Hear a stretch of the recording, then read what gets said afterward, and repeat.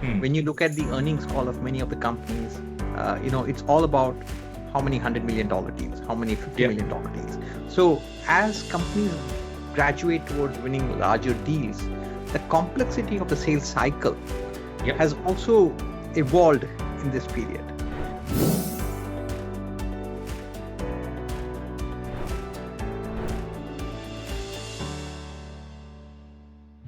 Hello, everyone. I'm Vamsee Tirukkala, one of the co-founders and chief commercial officer here at Draup. And we have an esteemed guest today, Mahesh Raja, who is the chief growth officer at Ness Digital. I have known Mahesh for almost more than 10 years now. He had a very illustrious career at Wipro, having grown through the ranks in more than 2.5 decades there. He has done multiple hats, multiple executives roles, managing the teams across North America. He had pioneered the sales operations in pretty much all the organizations that he had worked in the past. And no one better to tell us where we came from and where we are headed to with all the transformation that is happening in the market today. So with that, Mahesh, welcome to the podcast and sincerely appreciate your time, sir. Vamsee, thank you for having me today. And I'm really excited to be here today, actually. As Vamsee said, I'm at Ness today. And at Ness, we just don't create software, we engineer possibilities. As the original product engineering company, our DNA lies in building the very foundations of groundbreaking software that powers the world. Unlike our traditional IT services peers that focus on implementing existing solutions, product engineering is about crafting the very software others rely to succeed, and we take pride in this. Our legacy is etched into everyday life. And Vamsee, I'm going to kind of share an example of what we do. Sure. From building parts of Microsoft Office and PayPal to powering IBM Tivoli, Ness has been a solid force behind some of the world's most transformative technologies. Today I'm in a Hilton hotel room, and when I turn on the set-top box and the streaming software I see, it's actually built by us. Wonderful. If you park your car in New York City and use the New York City mobile app, that's us too. So we are a company which spans across the globe with 40% of our team in India, 45% in Eastern Europe and Germany, and 15% across North America. Ness combines a global perspective with the local expertise. So I'm very happy to be here, and I thought it may be a good opportunity for me to introduce who we are, actually.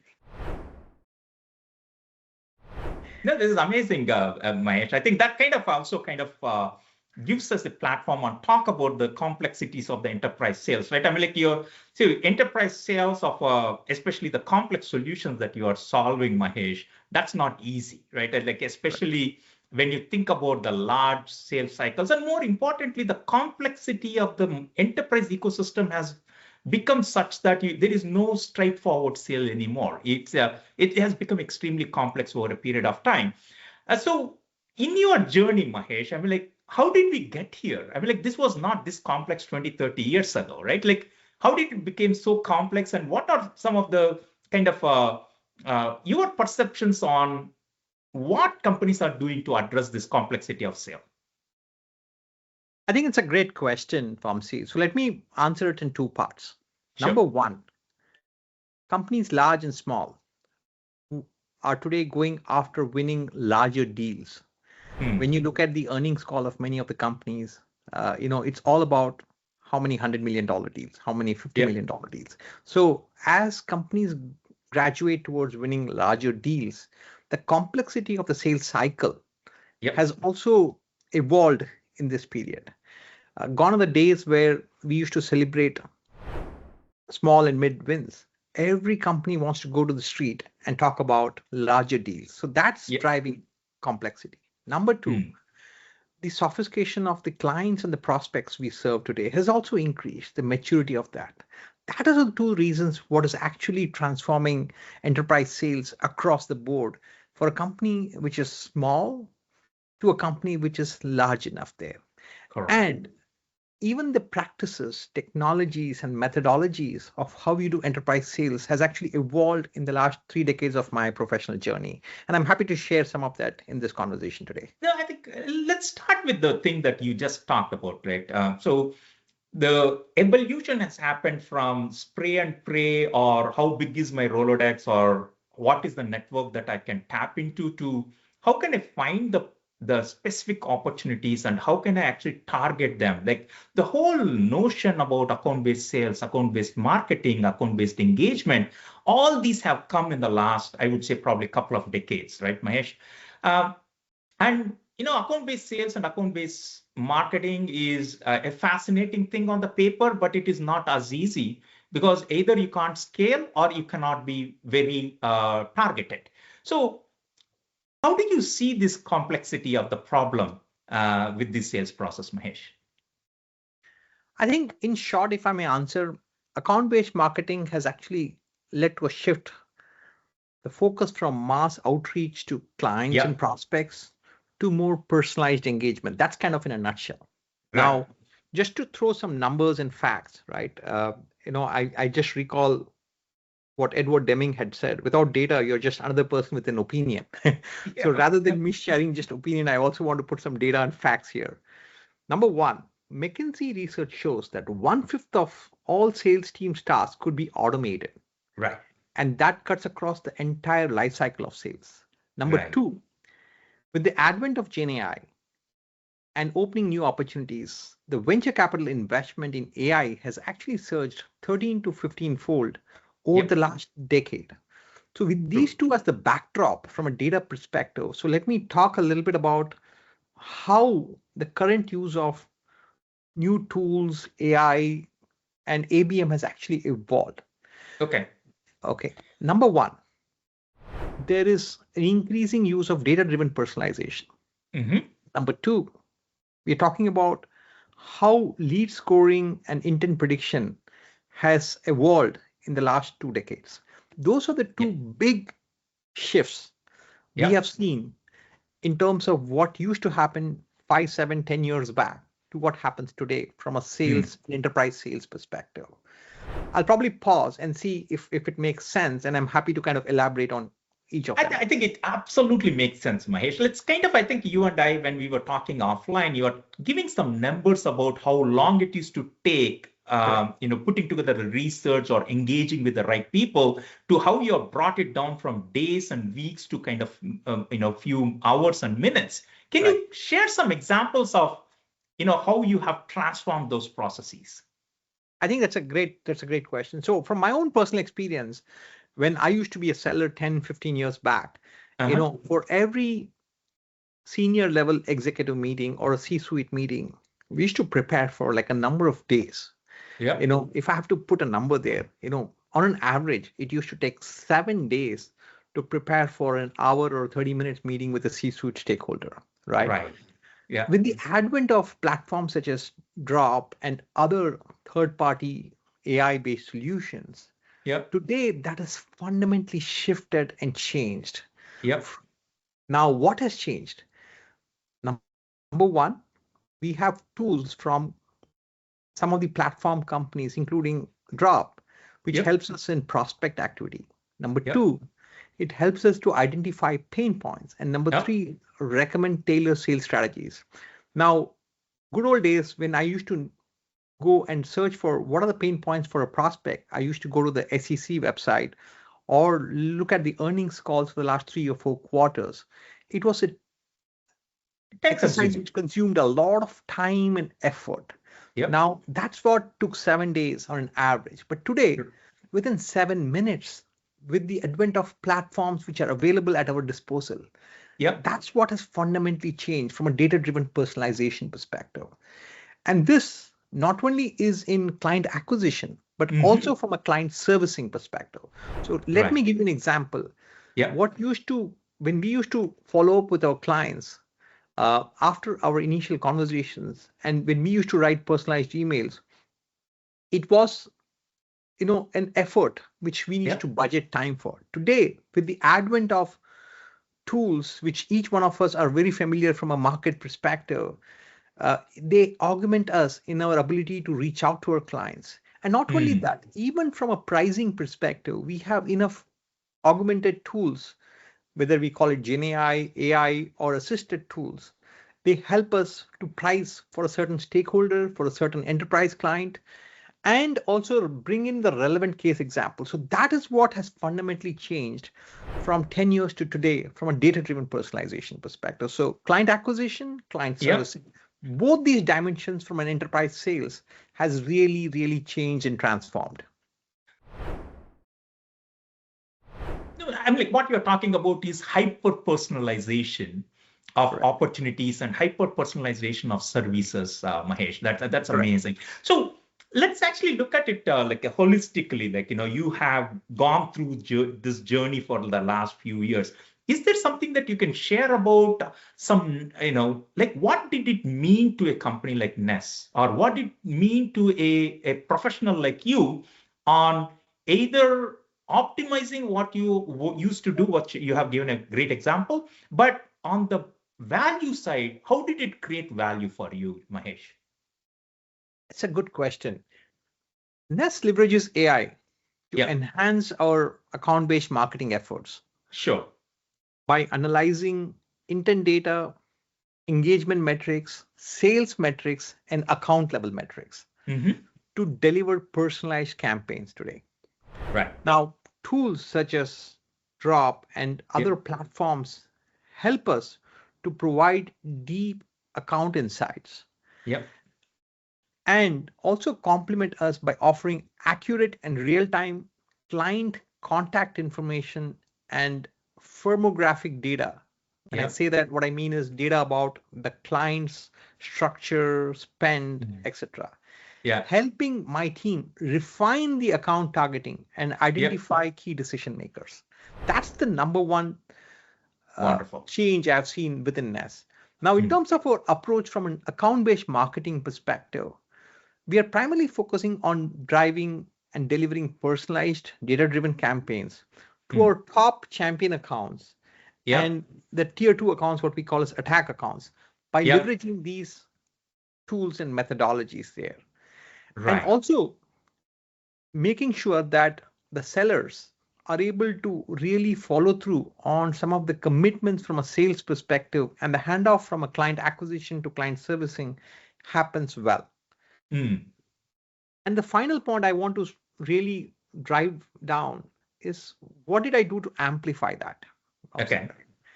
There are 5 things which broadly I would say which help me amplify account-based marketing with the advent of AI.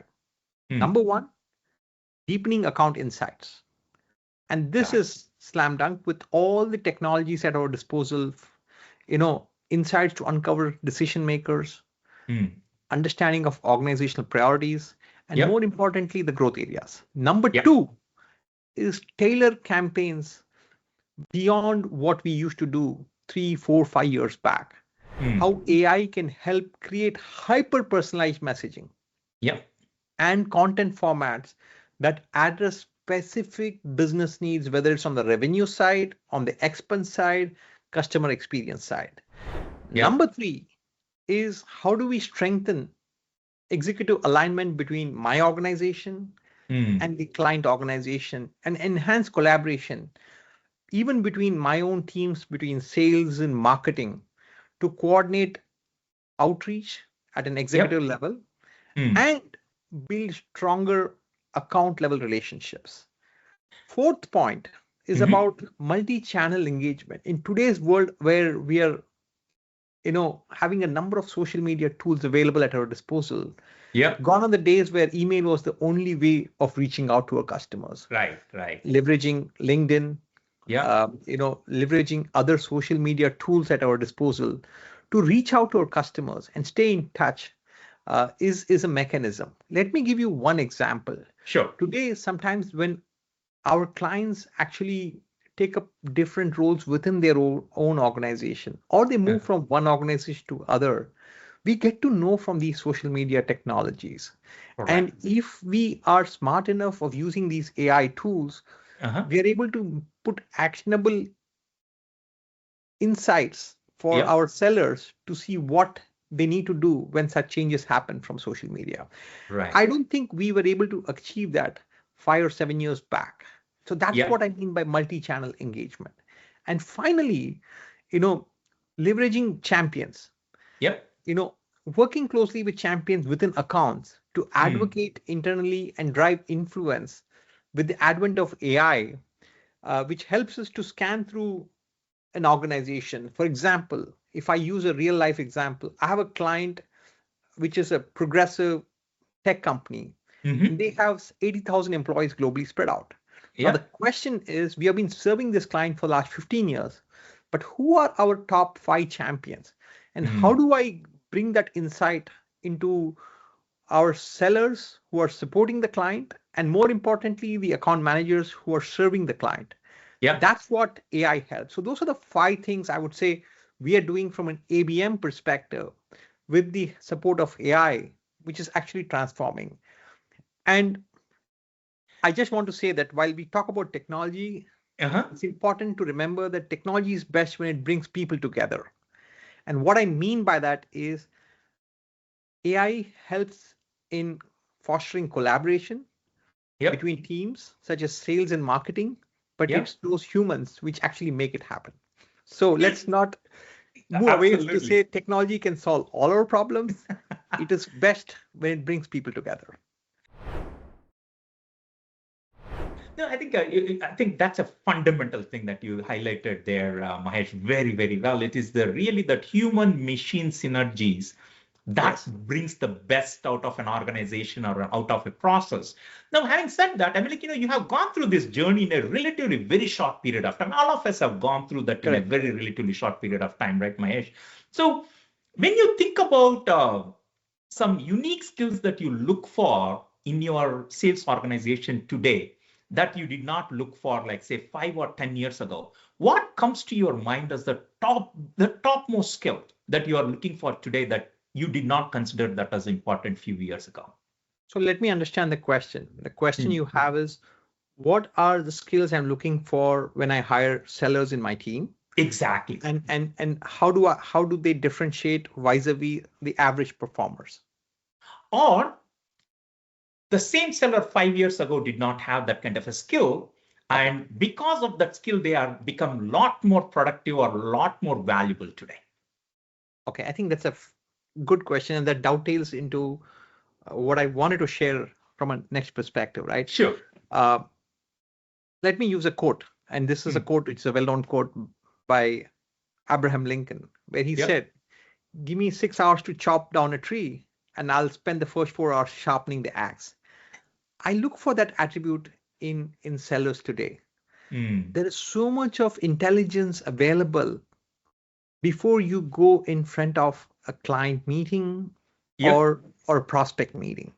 Yep. And I look for people who are curious, who Wonderful. are inquisitive, Uh-huh. to know about the client organization Yeah. and learn about their business problems and technology problems, and move away from a reactive sales approach to a Hmm. predictive and a proactive sales approach. That is what is the number one quality I'm looking for. Obviously, the experience Hmm. of working in enterprise sales, the technologies are table stakes today that you expect Yeah. from everybody. But the only Absolutely. thing which really differentiates one seller versus other is their ability to really sharpen the axe, if I may use the word carefully there. I think what you are saying is like it's really the data and insights are available. How do you contextualize that to a particular opportunity or a particular executive that you are engaging with? Correct. That last mile gap that probably doesn't exist anywhere that has to be brought to the table by the humans. You think that that is the biggest value or the biggest skill today? Absolutely. Especially from, if you look at the sales life cycle from a client Hmm. acquisition perspective, or even if you're serving a new client, existing client, and you're trying to sell a new solution or a product or a SaaS offering. That's what it Right. is. Now, if I just look at it from a client servicing perspective, right? Sure. How AI and how some of this advent has changed personally. Today, we have enough tools from very reputed companies which Yep. would help us to sync our CRM, third party AI engines, Yep. Our prospecting engines, our marketing automation engines, and Yep. how do you make sure that we run campaigns for our existing customers which clearly highlight the differentiators and the solutions which we have at Ness, and how do we really bring it up to our customers? And that stickiness is important when you're actually serving a customer. Fabulous. That's where, if I will look at both from a client acquisition and the client servicing perspective, that's where I would do. Now, on top of it, from a servicing perspective, how do we do dynamic account-based marketing campaigns? Right. It's not just about sending newsletters anymore. I remember 4 years back, for me, account-based marketing was sending a newsletter to the right stakeholder with the right messaging. Today, Yeah. it needs to be dynamic, real time, based on an announcement from their CEO yesterday about what the market is. How do you dynamically change that and contextualize it, like you said, to the client's current situation, and how we as an organization can understand the buyer's intent, and how do we change the interaction with them. And finally, in good old days, we had A/B testing we used to do from a campaign optimization perspective. Right. That has evolved significantly in today's era. So I can go deep into it, but those are the top three things which I would say, which has really changed over the course of time. Now, Mahesh, I can't think of a better words that you have used to articulate where we are today and how far we have come along. Let's shift the gears a little bit here, Mahesh, and see. Now, there is a lot of chatter about agentic AI. There is a lot of chatter about, collaborative AI assistants or different kind of an automated tools that are coming into the future. How do you foresee the next 5 years, and where do you think is the tool sets and the platforms evolving, Mahesh? It's a good question. So let me share my conviction here, right? Yeah. Today we are at the incubation phase of what I would call as sales AI tools, and this is public information. So we have co-pilots for sales, we have co-pilots for servicing. Every large technology player, whether it's Microsoft, Salesforce, are actually bringing in, augmented sales co-pilot equivalents from their perspective. So they actually act as virtual partners for organizations which are focused from a go-to-market perspective, recommending actions and automating repetitive tasks. I was there in a conference 2.5 months back where one of the large CRM providers, they made an announcement of a LLM-based tool to just support the sellers, and this is public, so I will use the name Agent Force, which was Salesforce's LLM-based tool to help support that. Now, what does this do today? It provides intelligent insights into accounts and opportunities to prioritize, and significantly improve the ability to open new accounts and focus sales efforts strategically. Now, to your question, what am I expecting to happen in the next 5 years? There's going to be significant investments in these areas to really, really not only do Gen AI, but have those LLMs to make it into SLMs, which are small language models specific to the organization. Today, these LLMs are taking data across multiple enterprises and creating large language models. The next big innovation for me would be I need to have a small language model on my device to tell me for this client and for my firm, which is Ness, what should I target? And that comes from not one variable, two variables, but multitude of variables. And with the processing capacity changing, and yesterday we saw the announcement from Google about how quantum computing is changing and the processing speeds are going up. These small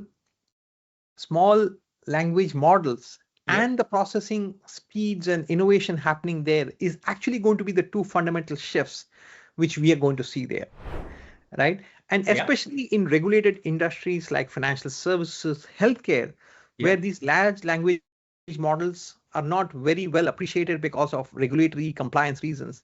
I see the thrust on going from LLMs to smaller models SLMs is going to really, really advance this shift. So look at two trends. One is the investments from a sales enablement for enterprise sales, and second is what is happening in the marketplace from language models and processing speeds. Sure. When they come together, Yeah. it's when the bigger shift is going to happen. And that's my view of what is going to happen. No, And there's no dearth of tools. The question is, what are we trying to solve for, Vamsee? Absolutely. I think you put it very, very well, Mahesh. I think, see, one thing that And can I make one quote there? Sure, I please. remember this, when you talk about what does the future look like? Yeah. There's a quote by, I don't remember the person, but due credit to the person who made it. The best way to predict the future is to invent it. That's what is happening today. The invention of processors, which are quantum computing processes, the invention of language models is going to pave the way for the future. That's how I look at it. No, absolutely. We see that examples even in the case of Ness, right? I think, you just don't take our data and insights and our intelligence. You actually combine that with your internal data. Now kind of you've created that orchestration layer to kind of support your own processes that is custom for you, that is individualized for you, right? I think we already, absolutely, I think we are kind of peeking into the future of what you just said already with people like you kind of bringing it all together.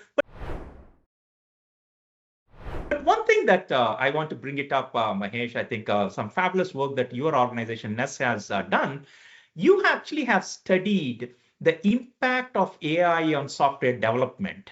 Correct. And you have recently released a white paper. I want you to do two things. First, share some very high-level insights of that white paper, Mahesh. And the second, I want you to kind of take a similar approach and say, if you want to quantify, of course, you have not done the study like you have done for software development. What does that mean to your organization from the quantum of the impact the AI tools had on your sales and marketing efforts? Sure. But first, the software study, though. Yes. So before I answer a question, let me set some context here, right? We are in the business of serving customers. Yes. While the examples I cited to you were more about what we do to serve our customers, we are also helping our enterprise clients, in their ability to enhance their sales organizations also. For example, we have a Salesforce practice within our organization. We have a CRM practice within our organization. And many of the tools which we use and some of the tools and innovations we're talking about, we actually try to help our customers do that. So that is important in what we do there. Now, coming to your question about software engineering, it's a very similar approach. We are a 4,000 people organization, and we take pride in building software for software companies. That's kind of the original product engineering company mindset.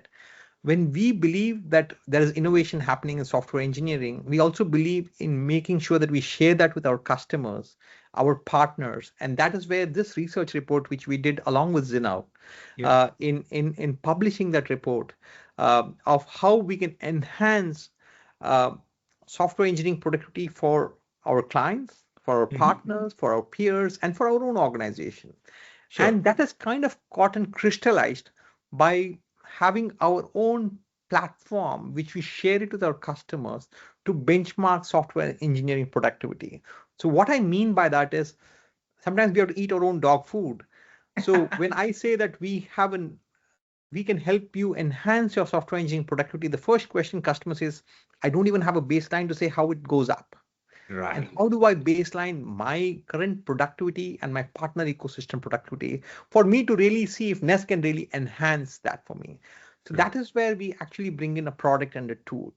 Now, going to the other part of your question, what we did from a software engineering perspective, if I just bring it to enterprise sales, we haven't done such a deep dive research, but if I have to leverage my experiential learning and my experience over 3 decades, there's a very similar trend coming out of that. Right. It's about how do you maximize sales KPIs and productivity with the advent of these tools, and how do you really maximize your investments in sales, marketing, and all the related functions. Yep. I work for a private equity owned company. Yep. And this is something which we talk about in terms of how do we drive higher return on investments in S&M budgets. Right. I'm sure all my clients and the other large enterprises are also thinking about, in the current market conditions, how do we really stretch the dollar? And Yep. that's really where I think we can help a lot of our customers in partnership with firms such as yours in driving sales productivity and increase sales efficiency for them. And tools, methods, technologies are only going to augment us. But Yep. end of day, it is about clearly having that focus to drive better outcomes. And we are here to not only drive outcomes, we engineer that for our Yep. customers. And that's what we are good at, actually. I hope I answered your question, Vamsee. No, this is absolutely, you answered the question right very well, Mahesh. And with that, we will conclude this podcast. I can't thank you enough. I think you summarized the value of that. Sorry, first of all, you summarized the transformation that we have seen so far very well, and the transformation that we are going to probably see in the very near future. And the second most important thing is, I think the big takeaway for me, Mahesh, is how you articulated this 5 major areas where you are able to create the value in your sales and marketing processes, whether it is account management, intent-driven decisions, signals-driven going from reactive to more of a proactive approach.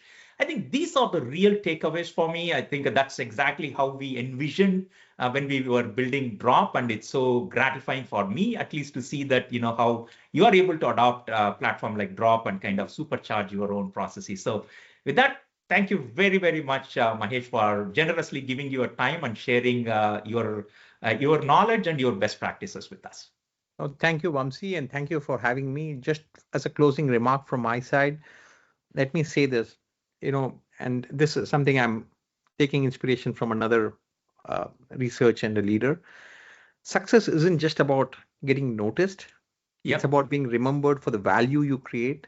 And I hope what you do, what I do, we want to leave a lasting impression and value for our clients. And within the domain of enterprise sales, there is so much to be done. Yep. And there is so much value to be unlocked. And hopefully this podcast is just the beginning for that. Absolutely. On that high note, Mahesh, thank you very, very much. And you have a great rest of the day. Thank you. Thank you. And I really appreciate this. Have a great day.